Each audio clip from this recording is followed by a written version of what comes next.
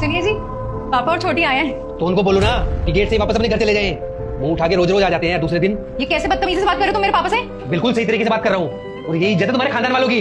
अरे दामाद जी क्या हुआ? हमने क्या गलती कर दी? आप इतने गुस्से में क्यों हैं? चुप करो, मैं तुम्हारा दामाद नहीं हूँ। अरे पता नहीं कौन सी मनुष्य घड़ी थी जो मुझे पसंद आ गई और इससे शादी कर ली। तुम जैसे भिखारियों को रिश्तेदार बना लिया मैंने। दीदी, आप तो कह रहे थे कि जीजा जी हमारी बहुत रिस्पेक्ट करते हैं, ये कैसे बात कर रहे हैं पापा से? अरे बहुत इज्जत दिली तुम्हारे पापा को। धीरज, पापा है वो मेरे, ससुर जी है तुम्हारे। हाँ तो क्या करूँ मैं, तुम्हारे पापा है तो। देखो, मैं सब कुछ बर्दाश्त कर सकती हूँ, लेकिन अपने पापा की बेइज्जती बर्दाश्त नहीं कर सकती। अरे करूंगा, तो तेरी ज्यादा जबान चल रही है क्या? तेरे एक मुंह पे मारूंगा ना, अभी जबान काबू में आ जाएगी। अरे बस बस, मेरे चक्कर में तुम दोनों मत लड़ो। अरे बेटा तू तो कह रही थी कि दामाद जी मेरा बहुत ख्याल रखते हैं, ऐसे ख्याल रखते हैं तेरा? आपकी बेटी हमारे घर में कुछ नहीं है क्या? अरे कितना ख्याल रखता हूँ उसका, लेकिन सिर्फ तुम्हारी बेटी से मतलब है मुझे, तुम लोगों से नहीं। समझ गए? मेरे घर में आना बंद करो। रोज रोज आ जाते हैं मुंह उठा के। हाँ जा रहा हूँ, मगर तेरी बोली से दिख रहा है कि तेरे माँ बाप ने तुझे कैसे संस्कार दिया है। अरे संस्कार की बात आप नहीं करो ना, तो आपके लिए अच्छा है। अगर मैं आपको बता दूंगा ना कि आपने अपनी बेटी को कैसे संस्कार दिए हैं, तो आपका सर शर्म के मारे झुक जाएगा।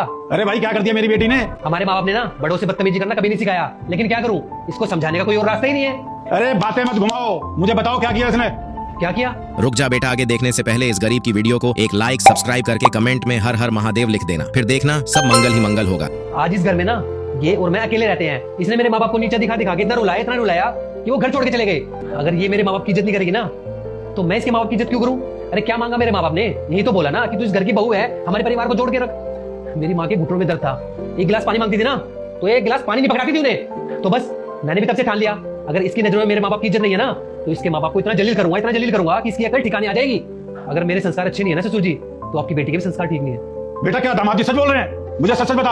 अरे वो क्या बताएगी, वो चुप कड़ी है, तो आपको समझ में नहीं आ रहा क्या? बदतमीज, तेरी शादी मैंने इसीलिए करवाई थी कि तू ससुराल में जाकर मेरी नाक कटवाए। बेटा तेरी वजह से लोग मेरी परवरिश को गाली देंगे। शर्म आनी चाहिए दीदी आपको। पापा ने आपकी हर एक बात मानी। आपने बोला कि आपको इनसे शादी करनी है, तो आपकी शादी भी करवा दी इनसे। आज आपकी वजह से ना पापा का सर झुक गया शर्म से। आपने ठीक नहीं किया दीदी ये। पापा, मुझसे बहुत बड़ी गलती हो गई। आज मुझे समझ आया कि मैं कितनी गलत थी। जब धीरज ने आपसे बदतमीजी की, तो मुझे पता चला कि अपने माँ बाप से बदतमीजी करने पे कितना बुरा लगता है।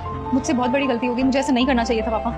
अरे माफी मांगनी है तो दामाद जी से मांग, जिनके परिवार को तूने तोड़ दिया। धीरज प्लीज तुम भी मुझे माफ कर दो। मैं मम्मी पापा से भी माफी मांग लूंगी, और मैं कभी बदतमीजी नहीं करूंगी उनसे, और मैं उनकी सारी बात मानूंगी। दामाद जी, इसकी गलती के लिए मैं आपसे माफी मांगता हूँ। नहीं पापा जी, आप माफी मत मांगिए और मुझे माफ कर दीजिए। मैंने आपके साथ बदतमीजी की, मेरे पास और कोई रास्ता नहीं था इसे समझाने का। नहीं, आपने बिल्कुल सही किया। इसे समझाने का कोई और तरीका नहीं था।